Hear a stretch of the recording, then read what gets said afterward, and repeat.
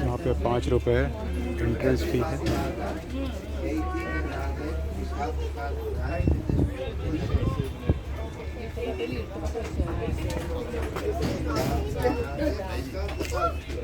ये मतलब गन्ने का पेड़ कहीं भी लग जाता है यार, ये मतलब वॉल्केनो में लगा है।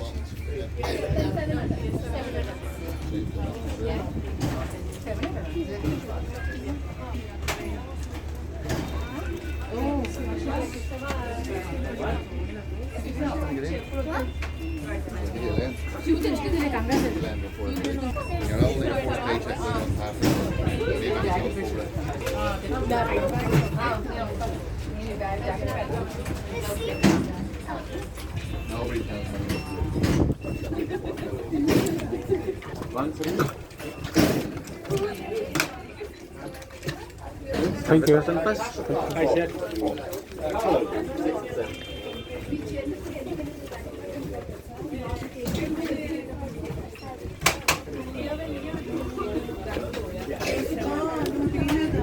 चलो आ गए, ये इसका टिकट है।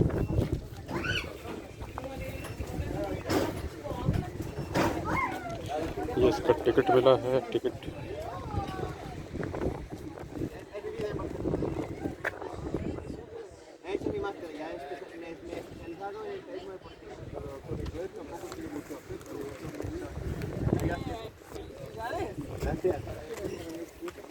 Also bitte warten Sie auf die Stelle A in Stadt।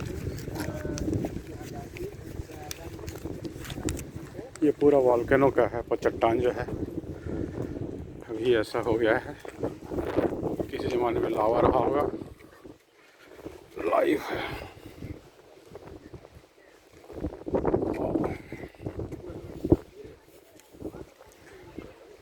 यहाँ पे कोई नहीं रहते हैं, क्योंकि इसमें कुछ कुछ जगह जो है अभी भी धुआं निकलते रहता है, गर्म रहता है।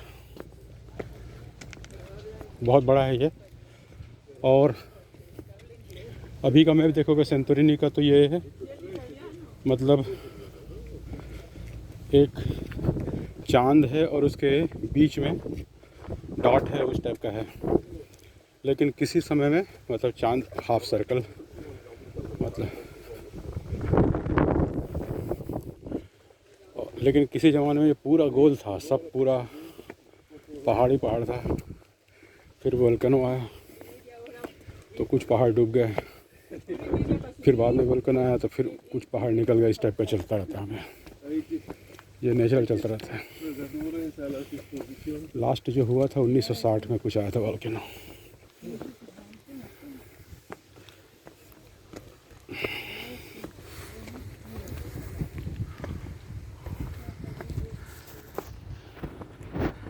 ये पत्थर जो है ना एकदम लोहा टाइप का दिख रहा है, लोहा टाइप का होगा भी, आयरन, और एकदम काला काला कड़क है।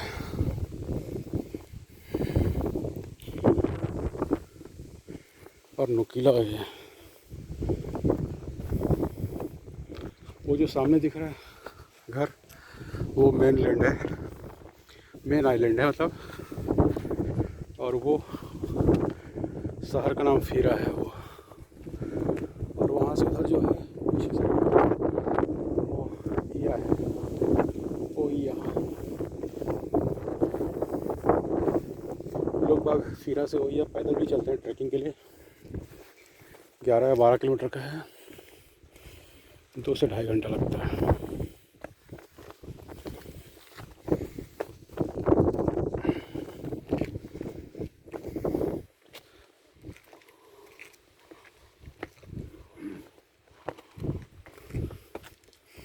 अच्छा, ये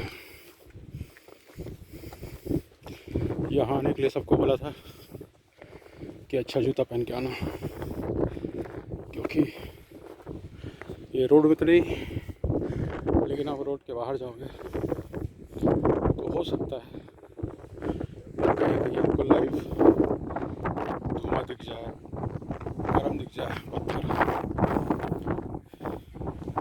क्योंकि इसके अंदर क्या चल रहा है किसी को नहीं पता। कई किलोमीटर तक फैला है ऐसा चट्टान। यहाँ आपको हरियाली नहीं दिखेगी।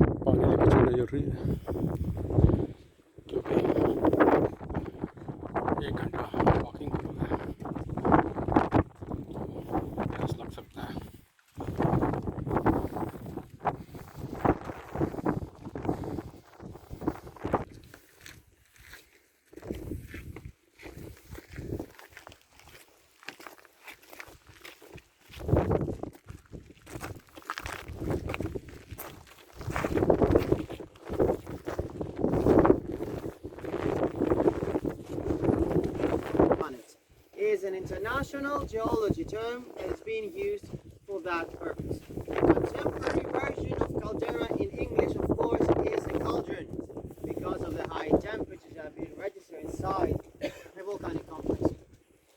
Right now, we are standing in the middle of the Santorini Caldera, where two different volcanic islands are located. Here, the New Kameni, the most recent volcanic island in the Mediterranean Sea that was formed just 500 years ago. And on the other side is the Old Kameni, the old burned island in Greek translation, 2,000 years old that one.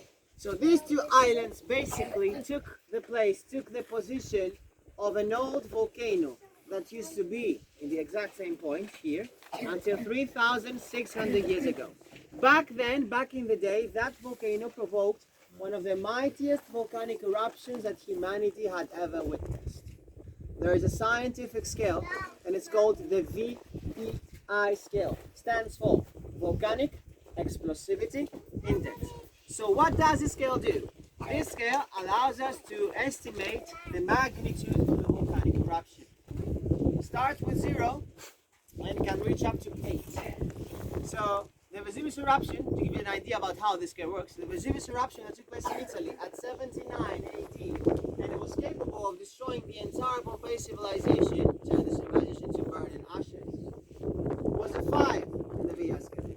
The Minoan eruption, the Santorini eruption, which took place right here at 1613 BC, was a 7 in the VEI scale. The difference between a 5 and a 7, you should know that it's more than 1,000 times more powerful. 40,000 times more powerful than the atomic bomb in Hiroshima. So you can imagine the destruction in the area, how the landscape was totally reshaped after that, how the island itself was affected, because at first you should know that Santorini was a round-shaped island, a ring-shaped island. That's why the ancient Greeks called Santorini Strogili. Strogili in Greek means the round island. After the Minoan eruption took place in the area, Santorini obviously wasn't a round island anymore, because many parts of the exterior side of the island collapsed entirely and sank at the bottom of the sea, such as the old volcano slash mountain that used to be right here in the middle of the caldera. After that, the caldera got full of water, and after several volcanic eruptions, two new volcanic islands emerged and they were formed inside this caldera, taking the place of the old volcano. The latest volcanic eruption in the area took place here in 1950, 72 years ago.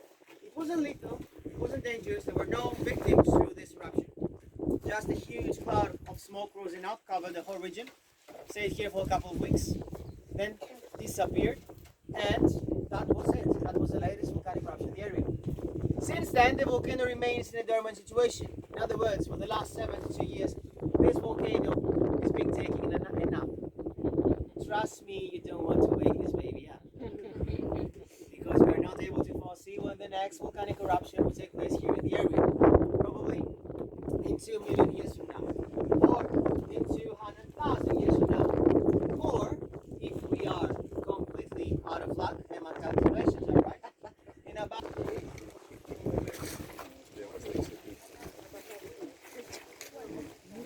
Entonces, de nuevo, bienvenidos a la terrestre volcánica más joven del Mediterráneo, que se formó solo hace 500 años. Aquí nos encontramos en el medio de una caldera. La palabra caldera sí que la conocéis porque también existe en castellano.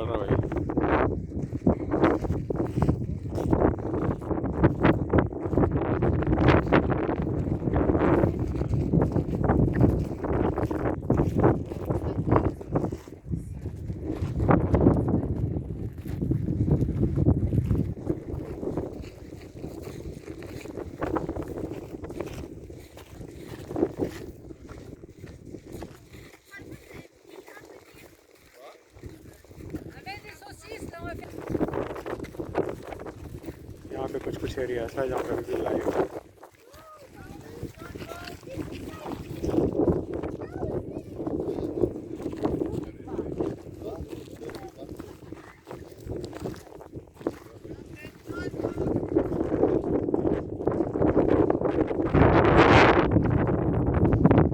To these white rocks over there, you're gonna see that these white rocks are fuming. The volcanic gases are being emitted from the bowels of our Earth.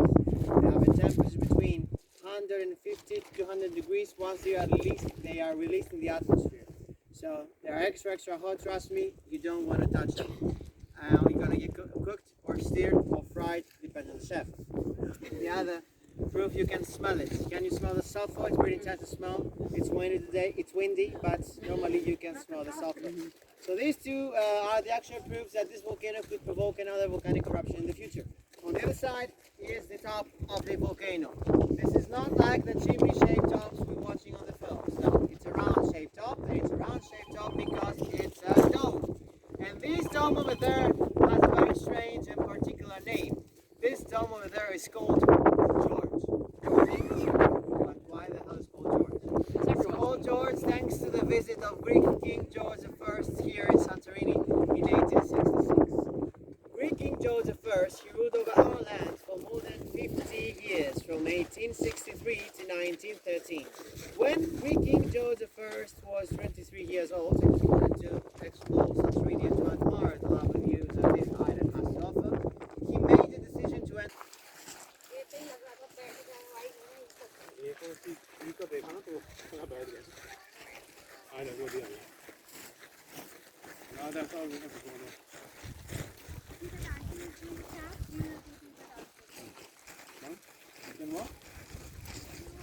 The leaders of the Aegean Sea.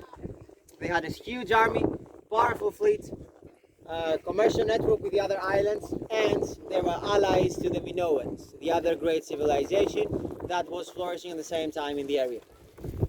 But what happened to them? Because the archaeologists and the scientists until today, they weren't able to find not a single human bone. No bones, no skeletons. What happened? The people that they were living in Santorini until 3,600 years ago, they were aware of living next and over a time bomb. The volcano was about to provoke one of the mightiest volcanic eruptions that humanity had ever known. And it did. The people already knew that. So what did they do? They organized and performed one of the first evacuation plans in the history. They got on time into their boats and they tried to escape into many directions in order to survive. Towards north, towards west, towards east. The majority of the fleet went down south in order to ask help from the Allies. That was the normal thing to do after all, solidarity, even in that time. It was a good evacuation plan, actually not a perfect one though, because they underestimated the catastrophic consequences of a volcanic eruption. Right after the Minoan eruption took place in the area, a huge, thick, dark cloud of smoke rose up, covered the whole region, the entire region. So the people that were still next to the coast of this island, they weren't able to see where to go. So some of them, because of the thick smoke, they got confused and they were crushed into the rocks of Santorini and they were drowned. 25% of the fleet died this way. 50% of the fleet was destroyed by a pyroclastic flow, a pyroclastic wave of temperatures between 600 and 700 degrees Celsius. They turned into ashes. And the rest of the people that they were on the way down to Crete, and they were so close of reaching the coast of the island, and they thought, okay, wait a minute, shit happens in life, we're going to continue our lives in Crete now. They thought this way. It just wasn't like that. Because a few seconds, a few minutes before they reached the coast of Crete, they suddenly turned their heads and they saw a series of tsunamis of heights between 65 and 75 meters going over the boats. So in a very tragic way, the vast and golden and glorious civilization of the ancient world was extinguished from the map in the history. And 13 centuries after that, the Greek philosopher Plato, he was the first man who wrote about a lost Atlantis. And according to Plato, Atlantis and Santorini was the exact same thing. According to Plato and his book The Republic, one of the most famous books of the ancient times, Atlantis was a round-shaped island with a mountain in the middle. Santorini was a round-shaped island before the eruption, Strongili Island, the round-shaped island. In the middle used to be a volcano that looked like a mountain. And thirdly, In Atlantis used to live and thrive the ideal society that everyone wanted to live in. Here used to thrive a civilization that was on the verge of creating their own empire in their eastern Mediterranean Sea. So these three data match somehow Plato's description about the existence of the Atlantis in this very point. And if you want, you can visit as well the Lost Atlantis Museum, so you can have the whole picture about the lost Atlantis and the Minoan eruption, of course. But right now, I know exactly what you think. You're wondering, this guy, Spiros, is trying to sell us that here used to be Atlantis, while there are 1 million places around this planet that want to claim this origin from the Greeks. Gibraltar, Cyprus, Lebanon, Cadiz in South Spain, Patagonia in Argentina, Bolivia, New Zealand, and Croatia is the new candidate in this eternal battle. At the end of the day, everyone wants a piece of that legend. But at the end of the day as well, if someone is capable of mixing reality and mythology, he is capable of forming amazing stories that people always want to hear. And every story has a secret meaning, always has a secret meaning. The secret meaning in this particular case is that if Mother Nature wants to provoke chaos in this world, we'll do that. And we humans cannot do anything to stand against this. So, and we're going to suffer with the deadly consequences. So,